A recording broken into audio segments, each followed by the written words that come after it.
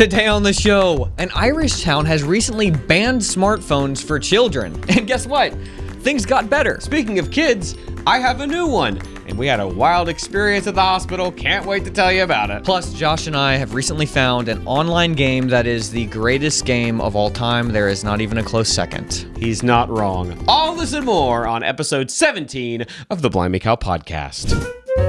I have a story about a white t-shirt. Hello, everybody. Welcome to an all-new episode of the Blimey Cow podcast. Thank you so much for being here with us today, and thank you to our supporters at supportblimeycow.com for making this show possible. And a huge shout-out to Nathan Kilcrease, Megan Kungane, Laurel, Isabel Harwick, and Dariana Badillo, who became supporters this week. We had a lot of so many people. I know. Thank you. And check out the Clips channel. Everything you love about the podcast without the time commitment. We are creeping up on nearly 500 subscribers to that channel. Can you believe that? Thank you all so much. It's youtube.com/@BlimeyCowClips. Josh, I have this white t-shirt, okay? Yeah. And I love this t-shirt. It's got a pocket. It's nice. I like white t-shirts with pockets. And, you know, t-shirts are expensive, especially white t-shirts. You know, they shrink and you're like, why was this $14, you know? Yeah. But if you don't get them that are $14, they're too thin. Oh, I know. And you can see everything. You look like an idiot. Yeah. It's immodest. Why are you even wearing the shirt? So I'm committed to this white t-shirt because it costs some money. I was looking for one. Well, you know, white t-shirts, they get stained. They're so very easily, and you don't realize, like, this shirt's probably stained even though it's brand new. Thank you, Matt, from Memes for Jesus. But what I realized was there's a workaround. Even though I've got it's a pretty big stain on the white t-shirt, but it's like faded enough that you can't really see if you're far away. But if you're up close, it's kind of obvious. Obvious. So I don't want to spend another $15. It's hard to find them. So I was like, what I'm gonna do is just keep wearing the white t-shirt. And if somebody comes up to me and is like, hey, your t-shirt stained, just be like, I just found that this morning. I put it on and realized that. Okay. And it's like, oh, okay, I forgive you because, like, it's this. Oh, shoot, is it stained? It saves you from looking like a slob, but while being a slob. Yeah. And you save a lot of money. You know, a white t-shirt is ungodly expensive for some reason these days. That's my tip for you guys. If you got a stained white t-shirt, just do that every day. Oh, real quick, before we get too far into things, because I do want to tell you guys about my child who's here now. Sure. I also want to tell you what the question of the week is. Oh, yeah, sorry. That always helps people if we say that at the beginning. Do you have a stained white t-shirt? No, Jordan, this week's question, this is getting down to the real nitty-gritty. Lord of the Rings or Star Wars? I'm currently listening to a book about Star Wars, and it got me thinking, Lord of the Rings or Star Wars? I know this is going to really inflame people in the comments section. I want to see the arguments. I want to see the fighting and the gnashing of teeth. The ganashing. Yet again, I have an obvious answer. You know what? I'm going to have to think about this one because it depends on how I decide to approach it. I know what you mean. I went down those lanes, and now I know what my answer is. I think I know what your answer is. So I'm excited to talk with you about it next week on episode 18. All right. Well, for months, we've been trying to get ahead on videos, and the time finally came. Yes. The baby is here. Little Shiloh. Got here August 25th. A large child. A big child, 9 pounds, 8 ounces. Each one of our children is like a pound heavier than the last. Kelly's dad was like, calling it now. The girl's going to be 10 or the girl's going to be a tenor. A tenor. Every child has been a different experience because Isaac was a C-section. Elliot was an induction and with epidural. Yeah. And Shiloh, Kelly did not want an epidural. She was like, I want to feel it. I want to know what it's like. And it was crazy. It really was a completely different experience. Really? Even for me as the one just standing there experiencing this happening. Whatever is happening in the comment section over this Lord of the Rings Star Wars thing, imagine that just a little bit heavier. And that was what was going on with Kelly. And I think she was in active labor. I don't know, maybe for like 3 hours. And I think they were kind of getting her ready. You know, she was like, I'm done. I can't do this anymore. She's telling me, Josh, I can't do this anymore. And I'm like, stop being, I didn't say this. I told her after, I was like, I wanted to be like, stop being such a cliche, Kelly. Come on. You said you didn't want the epidural. It's You like told me you were going to say this, and now you're saying it. I serious, I can't. She's like, she's on the bed. I can't do this anymore. It literally is like on every sitcom. Yeah. It's not even a particular one. It's like every sitcom. The husband is torn. Like, should I say yes or no? It's the wrong answer. Yeah, I don't know. Yeah, because I kept telling her, I was like, look, if if we'll do what we need to do to get as long as the baby's out here, I don't want you to feel like you failed. But she really wanted to do it. And so, and she did it. She delivered that baby pain med free. And they told her, it's probably going to be a little bit longer. They were prepping her to think about it like, okay, just, one contraction at a time. It's probably going to be, they didn't tell her this, but it's probably going to be another hour or so or whatever. But they didn't want to say that to her because she was done. But at some point, there was just me and one nurse in there because we weren't even close to pushing yet. And Kelly just started pushing. And she was like, I'm going to start pushing. And the nurse was like, okay, all right. And she's like patting Kelly with one hand and like with the other hand, she's like texting. She starts texting people. And I was like, and then all of a sudden, all these women just start running into the room and they get everything ready or whatever. And within like 3 minutes, they had the whole thing set up. And I was like, oh, this is happening now. And she just started, and within like 15 minutes, he was here. Within 15 minutes. It was so funny. Like they thought that they was surprising all of them. And then when he came out and he was so big, they were like, how did you do that? Like, it was crazy. I was actually going to catch the baby. They told me I could catch the baby. I remember you saying that. I was going to ask you if that actually happened. No, because you read the room. I read the room and I was like, they're having a little trouble here. Let me step back. So, but I did, I still got to watch him come out, which was pretty crazy. That's pretty wild. Surreal. Kelly lost a lot of blood after the fact this time. So her blood pressure dropped. And so it was actually kind of scary there for a minute because she was starting to pass out right after he was born. She asked for him to be put on her immediately at the beginning. So because a lot of times the doctors, depending on where you go, they want to like check the baby, wash the baby. Okay, we've done 10,000 things. Okay, here's your kid. I got you. Versus just, okay, he just came out. You're the only thing he's ever known. Here, hold him and we'll wash him and do those things while you're holding him. So she finally got to do that this time. And, but then she started passing out? Yeah, well, she was still off of all those hormones and like emotion and stuff. And so she was good for a little bit. And then after that, she was like, whoa, I don't feel good. And so they were washing him and checking on him and stuff. And so I was in this weird spot where they're like worried about her and he's getting checked or whatever. And I was like, I don't know where I'm. So for the first couple hours that he was born, after Kelly got to initially hold him, I was like just holding him and I'm just like watching everybody do stuff. And nobody was telling me what was going on. So I was a little scared. And then that's always concerning if no one's saying anything. I know, that's because it was just like everybody was like, hey, so blah, blah, blah, saying all these numbers and codes and stuff. And then nobody's saying, they're like, yeah, it's this. No, it's this number. Okay, yeah, you're coming in. And so the people kept coming in and it was like right at shift change. So it was a bunch of doctors and nurses I didn't know. And so, and it was like kind of freaky for like 15, 20 minutes. And then all of a sudden, they all just left. And it just got completely quiet. And Kelly was still like halfway zoned out. And I'm just holding this baby. And I was like, I guess things are okay if like everybody walked out of the room. And so then Kelly was still kind of zoned in and out for a while. So, I mean, in a way, it was kind of nice because I got to bond with Shiloh at the beginning.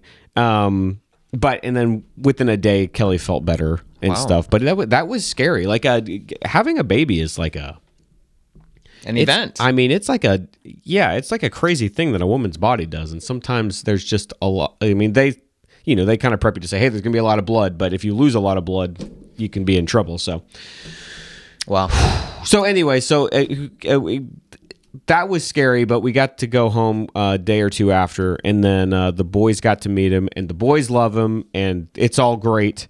Big happy family. Everybody's happy and everybody's healthy now and life is good. Shiloh actually sleeps pretty well, so it hasn't even been like long, crazy nights for the most part. That's good. And that's about it. So the third boy is here. We did it. Done. Congratulations. Thank you, buddy. What do we got next here on the podcast, Jordan? The Christian meme review. No, question of the week. The question last week was, would you rather have an amazing singing voice or an amazing speaking voice? Now, what would you pick? Singing voice. I think that's what I would pick too. Because speaking voice is like, okay, I mean, if you have a decent speaking voice or like even okay. Yeah. But if you have an amazing singing voice, I mean, that can just take your career to a next level. Right. And it's just nice. You feel good when you sing. It's very calming. So that's what I would say. I feel like if you have this like very commanding speaking voice, then there's some like responsibility. I have to be out there talking.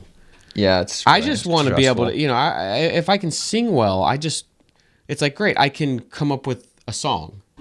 I can tell you a story with a song, and I can spend my time thinking about it. I don't have to be out there like telling you things. What'd they say? Well, the people on the old interwebs, 59% want the amazing singing voice, 41% want the speaking voice. So 41% of people can already sing extremely well, and 59 could be. Yeah. Well, that's very interesting. I thought that would be it. I thought it'd be swung more to the singing voice. Though. I really didn't know what to expect for this one. I guess I figured singing, but yeah, I'm really interested next week. This is going to be a lot of fun. You don't want to miss this next week. Next week's question, Lord of the Rings or Star Wars? So comment below. Yes. And make your case. Don't just say LOTAR or SW. And I know a lot of people are going to say non-Disney Star Wars. They're going to, of course, everybody's going to have their, or they're going to say non-Amazon Lord of the Rings. Like, of course, everybody's going to, bring it on. I want all the anger. Okay, I know that these brands, these stories, command a lot of dedication, and I really want to see what you guys have got. So go ahead and fight with each other in the comments. It's fine this week. Okay, Christian meme review. Here we go.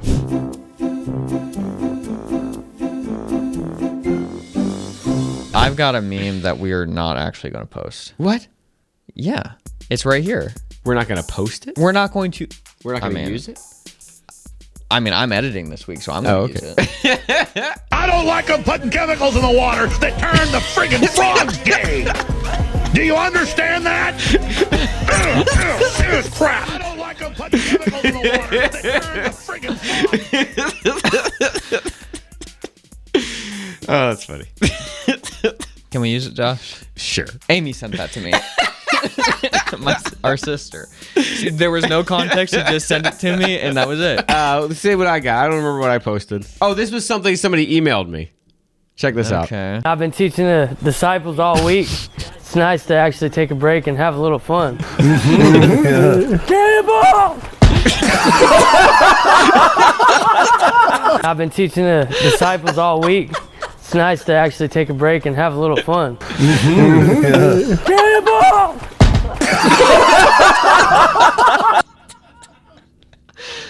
Oh, that's funny. That might be one of the funniest memes that I've ever seen. I feel like I didn't give it justice by the amount that I laughed. That really was clever. That reminded me of the old days. The old days? The old days of YouTube? Of just the internet. Oh, yeah. Just it was old Jesus costume and doing something funny. Old school humor. Jumping in a pool? Yeah. Let's get to the message.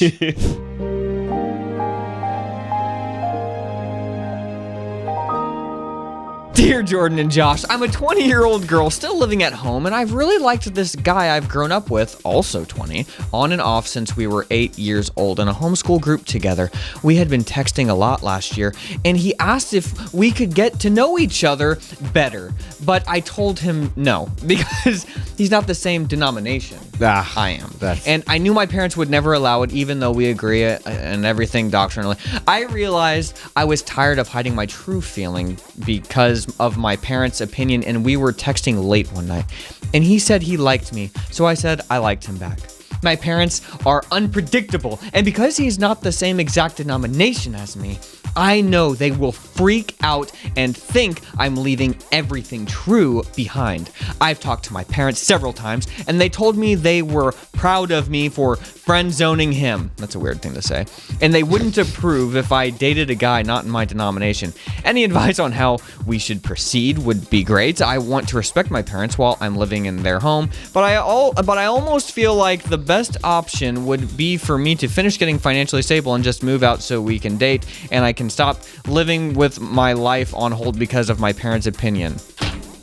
See, this isn't just about this guy. Oh, no, you sure about that? No. Even if the guy wasn't in the picture, I'm saying, and the parents are like, you have to be this denomination, you have to be, or else you're going to. I like how she didn't say what the denomination was. That makes me think it's more of like a sect or something, like it's a cult.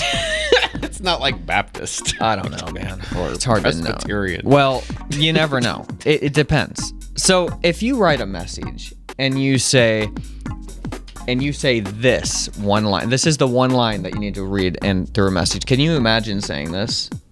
Oh, and we I get know. this all the time. It's right there. What? Proud of me? Proud of me for friend. That's not the line? no. Oh, okay. I thought that was classic. I want to respect my parents while I'm living in their home. Uh-huh. You feel that division? While I'm living in their home. Right. Can you imagine saying that? No. No. So that's where you know it's unrepairable. Yeah. If she's 20 something and she's saying that, it's unrepairable. So yeah, I would suggest getting financially stable. And I feel like if you've got a kid in their 20s living in your house, it's like you gotta sense the vibe.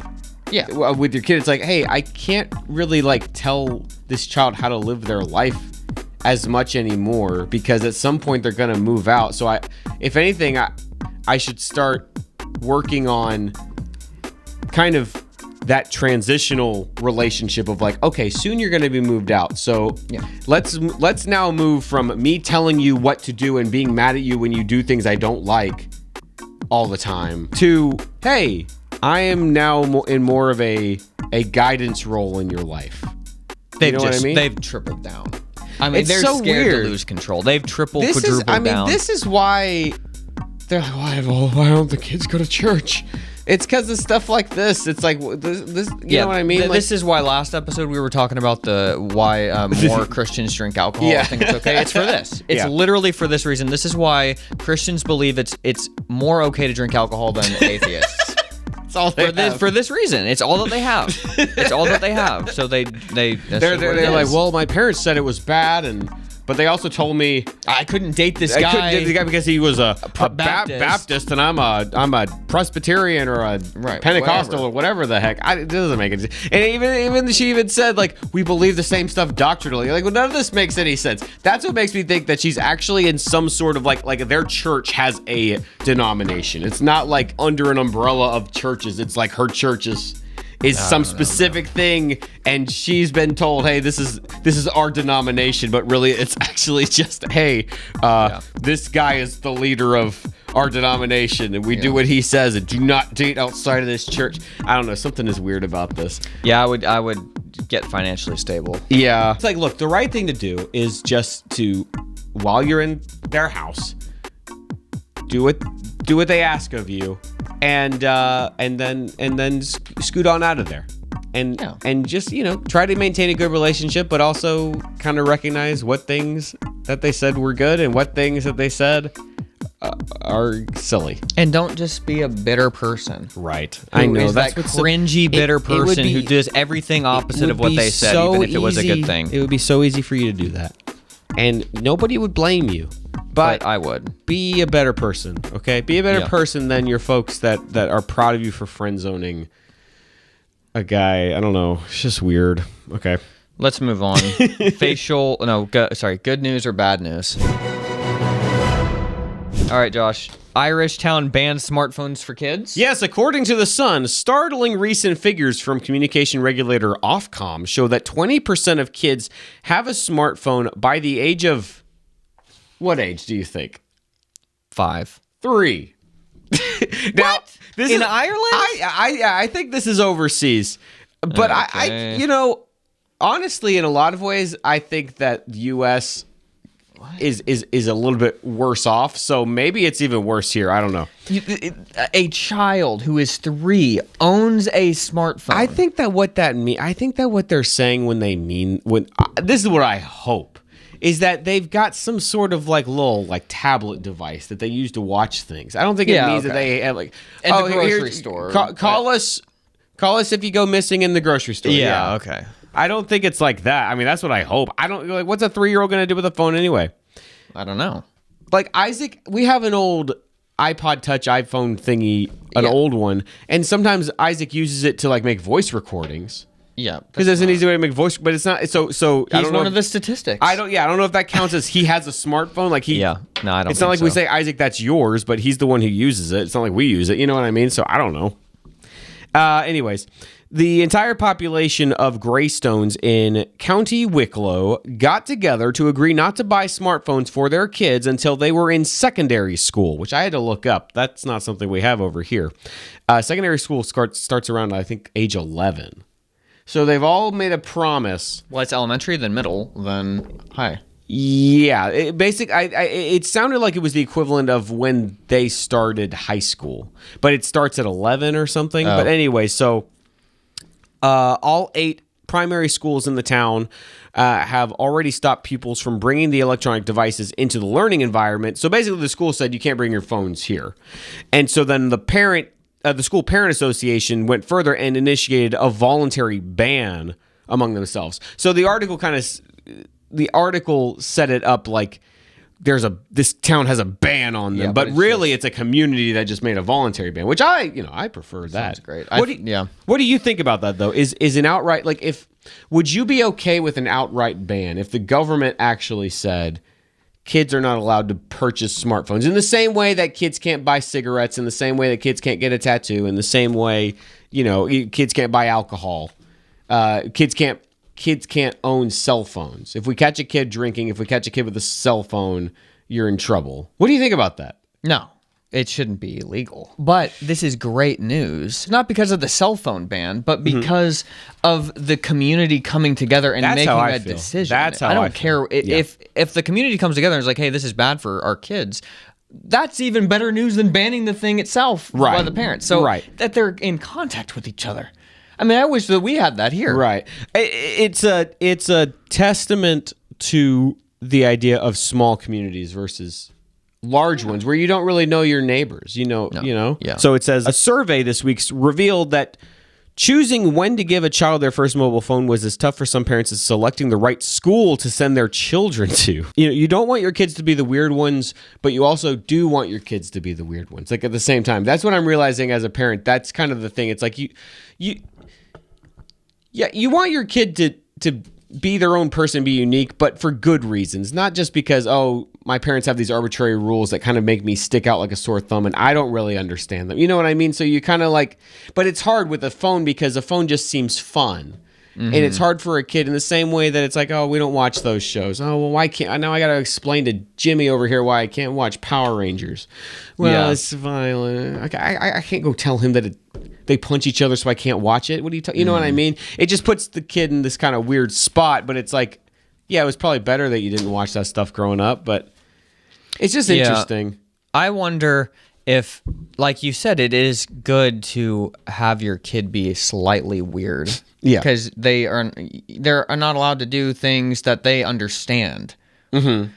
And I think that that's what helped give us confidence. Yeah. Because we had some of those things. Yeah. And when kids would hey, let's go, like you're at somebody's house, hey, let's go ride our bikes down the street or down to this convenience store. Yeah. It's like, I'm not allowed to do that. Right. And my parents didn't tell me that. I just know that they wouldn't want me to do that. And Right. you have to be willing to step out. There's something about you that stands out that you could get pecked for, and you have to be willing to take the bullet. Right.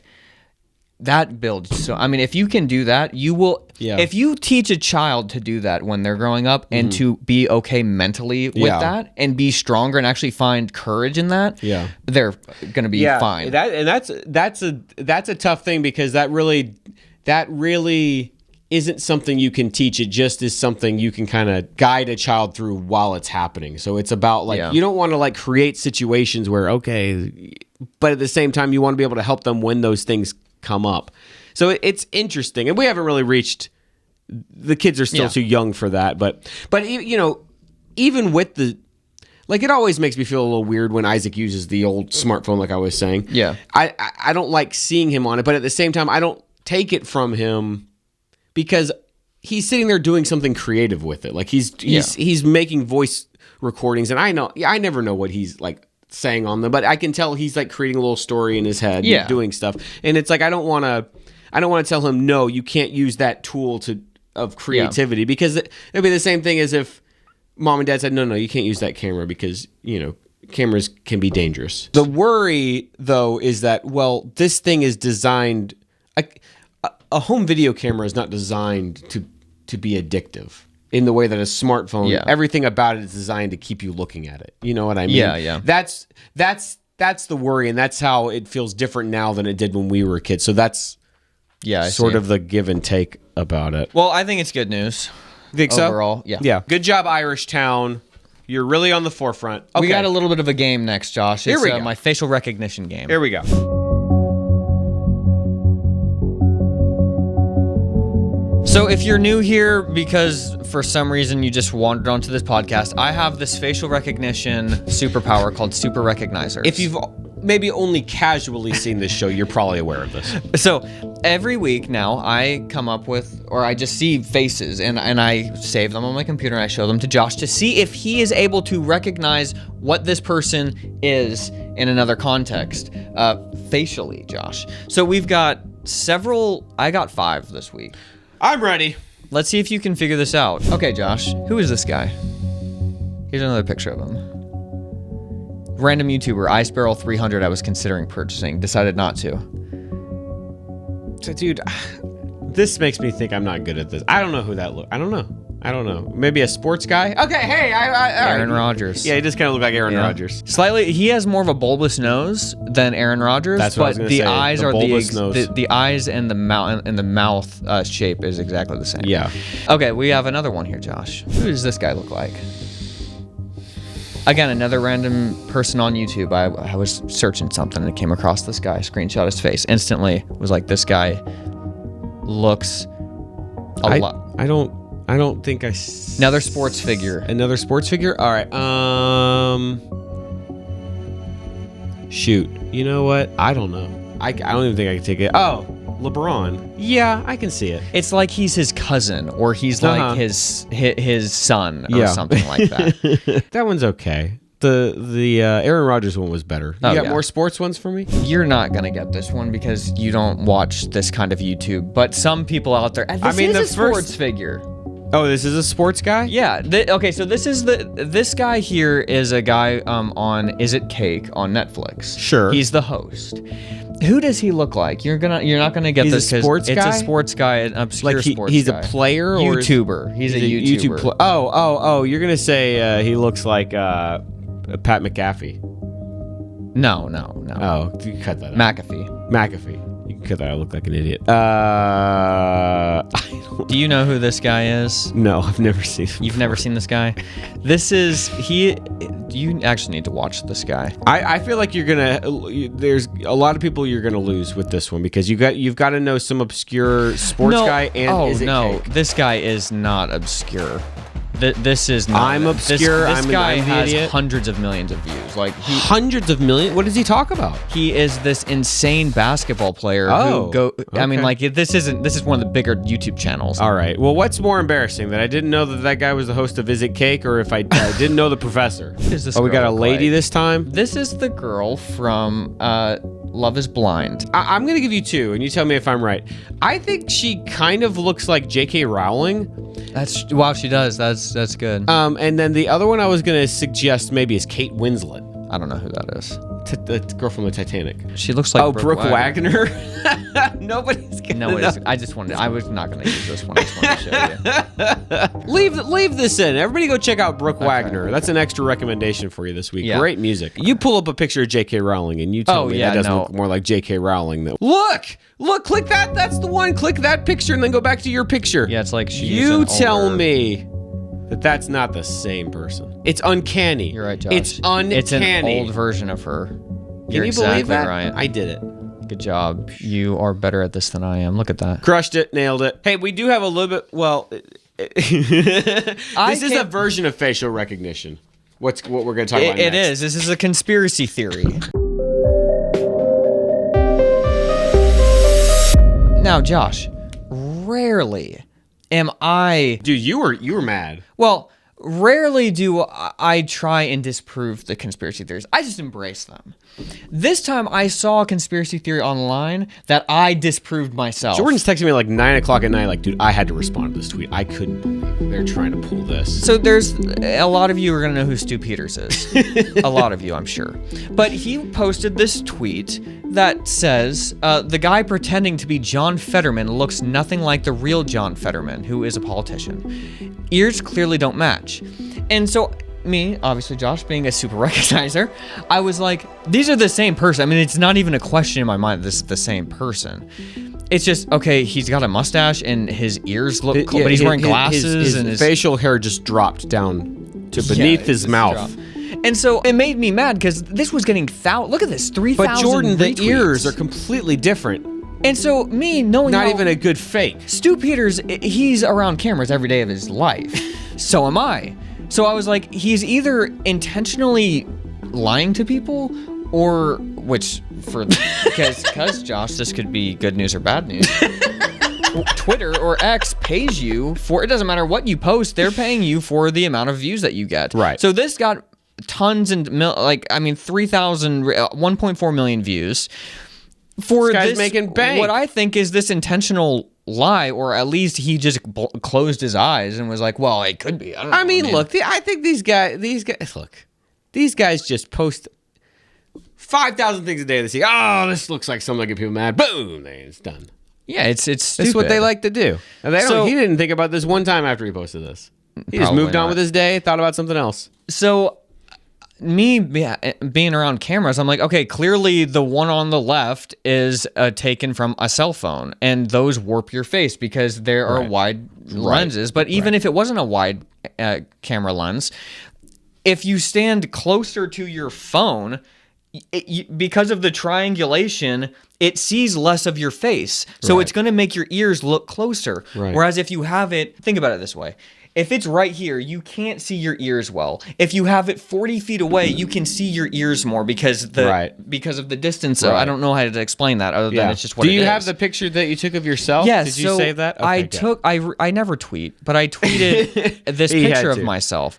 I used Oh my gosh, you're a fake. I used It's not this, even this one on the left actually doesn't look like you. Yeah, I put the lens very close to my face where you would put a cell phone, and I used the same lens and went back just 10 feet. And I look completely different. My facial structure looks different. You can see more under my neck. You can see my ears look like they stick out more. My face shape is more like this and not oval. And it's literally the exact same lens. Just I stepped back further. And so I said, no, it's him. A camera held close to the face, left picture, makes the face look different than from the same camera set 10 feet away. When the camera is closer to the face, noses look bigger and ears look closer to the head, but the one 10 feet away has less distortion.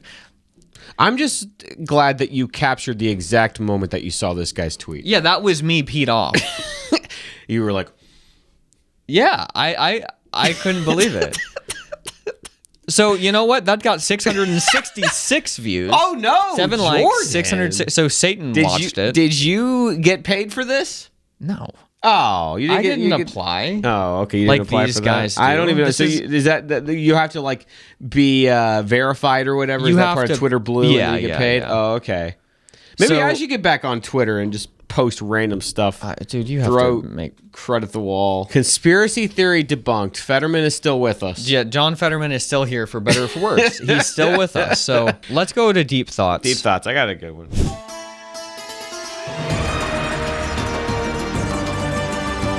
My deep thought is not necessarily a deep thought, I don't think, but when I'm at a concert, like when I'm at a show, my pet peeve is I want the artist to sing the song. It bothers me when you're at a show and the artist says all the most impactful lines for the audience. And they're like, especially when we were at these shows. So and then they put the audience mic out and it's like, okay, that I came here to listen to you say that line, not me. I wanted to feel that impact of you saying that line in person, not like I don't want to hear these people who aren't a part of the band. Yeah. And I get that it's this big connecting point for these artists who just make this stuff alone in their rooms, and it's so cool that they're hearing. Yeah. But to me, it's like it just always killed it. And some artists do this like for almost every line. Yeah. And that always was like, why am I here? Yeah. Like it's cool that I'm seeing you, but like I'm not hearing the song. I'm just hearing these people who are swarming me. If it's like when we went and saw Under Oath and the part Drowning in My Sleep. That's a part of the audience sings that song. Right. That's the entire part. So they just put the mic out and it was a great moment. But like if it happens like 6 or 7 or 8 or 9 times, it's like, dude, like we came here to hear you. I'm okay with that as long as it's not like too long of a line. Yeah. Because then at least, I don't know, because there is like a communal feel to it. Like, man, we all know. I thought I was just in my room listening to this song. Yeah. All of you have been in the room listening to this song. We all love it. Da, da, da, da. You know. Yeah. But I agree. I've seen bands where I said,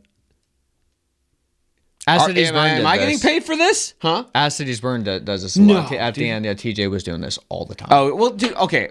I think his voice was hurting him. So he was like, That's what I was going to say. I think a lot of these guys get tired. I think that they do. And it's smart. It's a great way, but like. Well, and especially depending on how a song is produced, if you've got like lines, like. Yeah, As Cities Burn would do this, where they would have lines on top of other lines. So like he would finish one line and the next line is already starting. He doesn't have time to take that breath. So you know those like pop punk songs where like they always sound different live because unless two of the guys can sing, the one guy's got to be like da da da da da da da da, and it's like wait, now you're off. Now you're off a little bit. Now you got to speed up the next line to catch up because Reliant K, Switchfoot.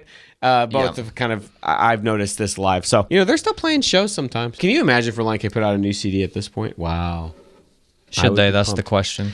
Because the last one was just so good. I think that Reliant K should put out one more CD. Yeah, probably. Final, but actually say like this is the last one. Well, the title should indicate that it's the last one. Yeah, it should be like a joke, like played up because I think Air for Free. Well, no, the last few have kind of not been like witty names, but maybe they could do one more that had like a goofy witty name. But then the CD was like super. Yeah, it was like Forgotten Not Slow Down, but it also Just do a little bit of all the things that made you guys cool over the years with some new stuff. That would be fun. That's a good idea. Okay. Right, my deep thought. Jordan, do you think about all of our old friends that we don't talk to anymore? Oh, all the time. Do you think that they think about us too?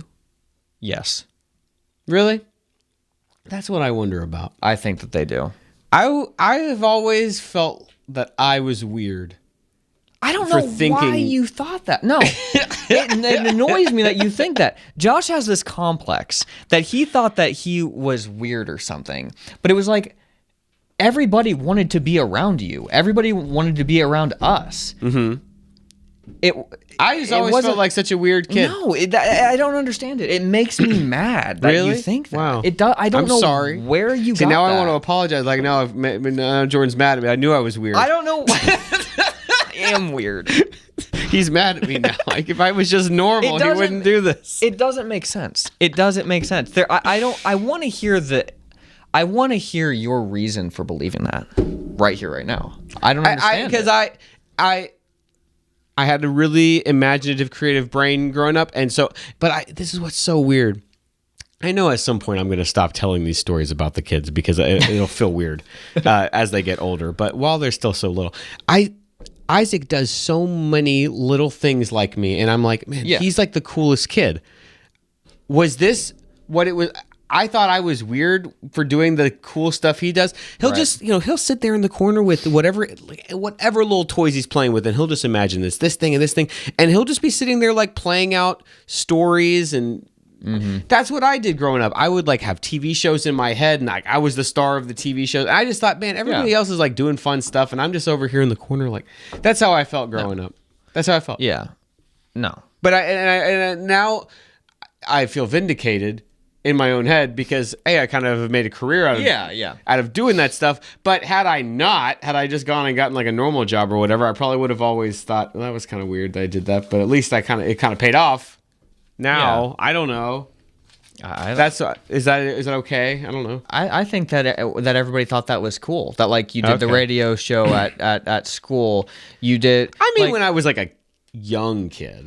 No, I know, but I still feel like later on, even when you said all of our old friends, like you're talking about our old friends as in like when we were 18. Yes, or 17. That is who I mean. Yeah, that's what I mean. There's none of them thought you were weird. Like not even close. So I don't understand it. Okay. I think that you're projecting like this small time in your life when you like imagine things to like when you were, and it's not even, you had this fun, like you would host this Survivor games that would bring everybody together. You would create stories with that. I mean, that's one reason why we have the Blimey community and stuff is because so it brings people together, and it's stuff that other people don't, not that they don't want to do it, but they wouldn't know how to do that. But it literally all stems back from us driving in the van on the way to Florida, and you were telling Leave It to Beaver stories and writing Leave It to Beaver stories, and we were dying laughing. I hope you still have those. I don't. I can't find them. That's devastating. I know. It's devastating to me me more too. mad than that you thought you were I know. weird. I don't know where those are. I'm sure they're on like some old grandma hard drive somewhere. I don't know. Well, they're on a laptop somewhere, and it's not from grandma's. It's on dad's. I've looked through every one of dad's hard drives. Can't find them. Can't find them. I don't know. Anyways, so you think, but you think that all these people that we knew back then still think about us the way that we think about them? I feel like I have a few friends that I knew when I was a teenager that I still keep up with at least a few times a year. And I'm realizing as I get older that means a lot to me.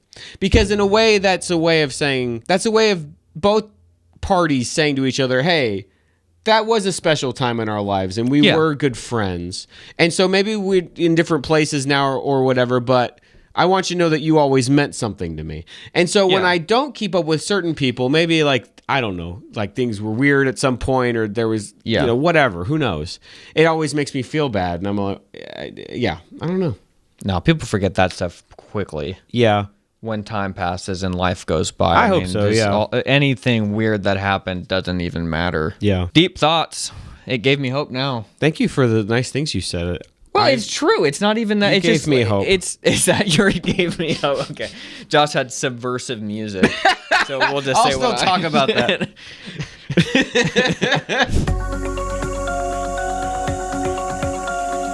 Jordan, this week I found a rapper that gave me hope. Oh, yeah. You know what I'm talking about. Oh, yeah. I listened to him on the lawnmower. Nice. His name is Dax. Every once in a while, I don't really listen to rap music that much, but when I find one that feels really honest, it's all I'll listen to for like weeks. I would remember I was really into Propaganda. Loved Propaganda. Oh, wow, for a long time, and I still do. But right now, there's this rapper named Dax. It's like music that feels actually countercultural instead of like this sort of like corporate-backed countercultural that we have now. And it's interesting listening to music because when I was growing up and listening to rap, it was like, okay, these are the people in my generation. And so now I'm listening to rap, and it's guys who are in Gen Z. Yeah, you know what I mean? And so it's interesting hearing their perspective, and it's sad. But so it's interesting hearing this guy talk honestly about what life is like for people his age. Yeah. And hearing him be aware of the fact that it's sad. A lot of times you hear this music and you think, boy, that's sad, but they don't realize it's sad. Yeah. This guy's like, no, this is sad what's going on. He's got music about, he's got a song called Dear Alcohol. Yeah, I listened to that. Real good. It's not just like, oh, alcohol is bad and I'm addicted to it. It's like him actually working through like, I'll pour a drink and then pour it out. Which if you've ever like dealt with any sort of like addictive behaviors, you know what that feels like, where he's like, I'm an idiot, I shouldn't do that. You know what I mean? Yeah. So the whole song is him like fighting through that. He's got a really sad song called "The Abyss." It's like the first song on his new CD. Just talking about like, It is good. just trying to work through all the things going on in his head. So it's like music about mental health, but like actually like, no, here's what it's really like, not like this. I don't know. Well, what's the song? The song I really like. Yeah, I was going to say that one too. To Be a Man. To Be a Man. That's what it was. And I really like that song because I told Sarah, I had her listen to it, and I told Sarah, I was like, it's cool that people have just been dogging on men for the longest time now. And at some point, I was like, the culture's got to it's got to switch back to where you feel empathy for men. This song felt like a shift in that direction of being like, hey, guys have it hard. And you don't really realize it. Yeah. You can't just, they can't just be the one people group that you can just crap on all the time. I'd never heard a song that talked about, what it's like to be a man, but it was like, no, it's hard for. I think that's why I like his music, is because it sort of plays to that Gen Z sort of like, we're a lot more aware of our mental health and that kind of thing. Yeah. Which when that becomes such a focus can feel like, okay, but okay, yes, that's true. Yeah, let's keep going. But it also it's like an awareness of that, but also this understanding that you gotta do things. You can't just live in this state where you're just constantly like focused on me or whatever. And so it feels like Dax is sort of like in that state of like, I'm trying to work on me, but I'm also aware that like I have all these responsibilities as a man, and and it matters in a way more what you're providing in some sense. Like you have to, even if you're going through hard times, it's like it's what still really matters is what you're providing for the people around you. And anybody who has a dad knows that that's what the dad does. And you realize when you get older, it's like, oh, this was a hard financial time for my father. Yeah. But nobody knew. Right. Or this person died. Yeah. And that must have been really hard. Right. And when you're older, it's like, wow, how did he not? It was just normal still. Yeah, and it was just about, okay, well, we got to keep going on. And so you appreciate that more when you get older. And so I think this song does a great job at kind of portraying that. Without kind of having this like, oh, woe is me attitude. Yeah. I think that's why I like it a lot. I like his music because he talks a lot about what is hard without sort of this woe is me attitude. Yeah. And a lot of it, I think he comes from like a Christian perspective. It seems like it. Yeah. I know I saw Lecrae on one of his songs, so he's at least in that world or whatever, but it's really good. It's good stuff. So check out Dax. Good stuff. And that gave me hope. Anytime I find any sort of media like music or movies that really feel, is there going to be a shift in media at all? Because you can look at music from like 30, 40 years ago and it's completely different than now. But you never, when it's the music you're listening to in your era, you never feel like you see that shift. It just happens over the decades, but it does sort of feel like right now we're in the middle of one of those shifts. Well, and a lot of it is because of 2020, 2021. Right. That was like destabilizing period, and so this is what came out of it. It's very interesting. Yeah. Okay. Boy, we have such a good recommend this week. We do. Here we go. So Josh sent me this game online, and I clicked it and just have been insanely addicted to this game. It is the perfect match of my past and my passions and Josh's passions. It really is. It really is. I am not a big game person, like board game dude or like computer game much, but Josh found this game that is cycling. So it's really fun to play it online. There's other people online, a lot of French people. I've become a lot of great friends with these French guys. But the game is called Sprint Final .fr. Yes. And it's an amazing game. It's all in French, but there's like an English option you can click up at the top. It's a really, really strategic razzle-dazzle game. Can be played from 2 to 4 players, and you just play with people online. You can create private matches too. Sometimes Jordan and I just play 1v1. But a lot of times, it just got started. It's sort of in a beta right now. I don't know. It's like, how detailed do you want to get about explaining the rules of the game? Well, you just tell people it's a cycling game and there's a tutorial on the website. It's a card-based game, so there's luck involved because it's shuffling. But there's also, I think that if you actually understand the strategy of the game, it's minimal. It seems like it's a lot of luck until you actually understand the strategy. And I truly believe like the top player on there could win 75% of the games. Oh, who is the top player on there right now? Well, I don't win 75% of my games. Oh, but you are the top player. But I am the top player on there. You see, there's a ranking on the site, and Jordan is the top player. I think I'm at like 100 right now, but Jordan is... And there's only like, what, 140 like people in the site? People in there. Yeah, you got to check this out. Yeah, it's very fun. Sprint Final. Check it out. And Jordan's username on there is Jordan, and mine is just Josh. Okay, we were early adopters. The French don't have those names, I guess. I can analyze the game really well. Yes. Because I played chess a lot and because of my cycling background. So I think that's why I just like understand the game. So I really love explaining it to people. Yeah. That it's really fun for me. And helping them to get better at the game. Like Sarah was playing and I tried to explain to her like, here's the strategy, and she actually won.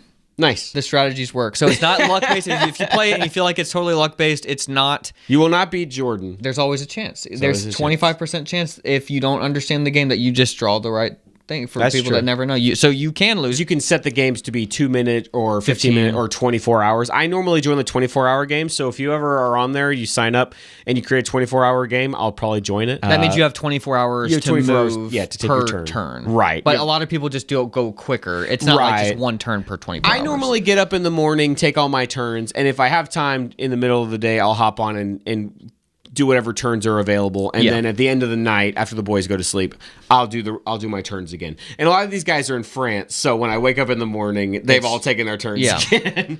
Whew. Check it out, Sprint Final. Is that the end of the episode? I think that's it. It feels weird that like now we're kind of caught up because we were a little bit ahead for a minute there. Now the show is like, okay, this is going to go up in a few days. Got to get to editing, so we'll end this quickly. Thank you for editing this one, Jordan. No problem. It was nice of you to offer that. Thank you for all the new supporters. It's crazy how many we got. Yes. So appreciate it. I'm excited right now. Now that the baby is here, it's like we found out she was pregnant in December, so it's like this entire year has basically been getting ready for the baby. So now that he's here and things are starting to get a little bit back to normal, I'm like, okay, what things do I want to focus on? And one of the things I want to focus on is I want to redo our website. Yeah. I want to do more with the supporter community. And figure out, because we've got so many different supporters than we have before, so I kind of want to figure out, okay, what is this group of people, like what kind of things sound fun to them? So maybe we'll get some grand tours going with Sprint Final. That would be interesting. Yeah, I'm in one right now. There you go. All right, guys, we'll see you later. Bye.